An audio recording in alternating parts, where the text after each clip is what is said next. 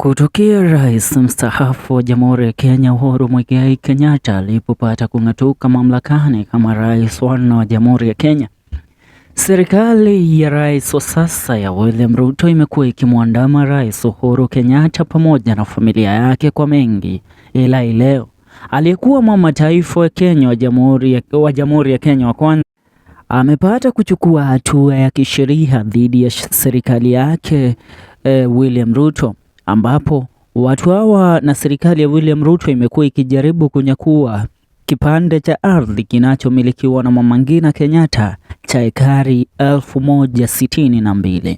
Nao baada ya yeye kuchukua hatua ya kwenda kotini na kushtaki serikali ya Jamhuri ya Kenya, the High Court of Kenya has finally responded to Mama Ngina Kenyatta's petition involving the Attorney General of Kenya, who is Mr. Justin Muturi, and Chief Registrar of Land.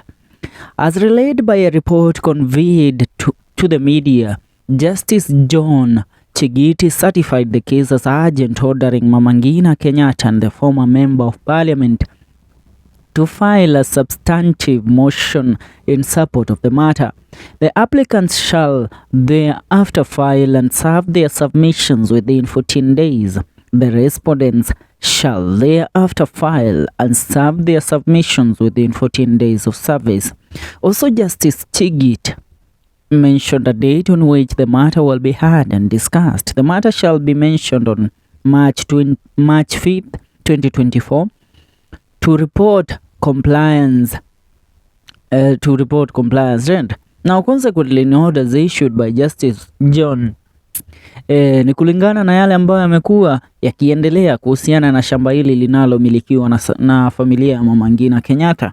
It should be noted that Mama Ngina Kenyatta had sued Attorney General and Chief Registrar of Land for allegedly failing to issue her the land documents over 1,000 hectares of land. Mama Ngina Kenyatta has moved to court to sue the Minister of Land for refusing to give her a title deed of a piece of land measuring 1062 hectares in Taita Taveta. Mama Ngina says the Chief Lands Registrar and the Attorney General have refused to release the title deed.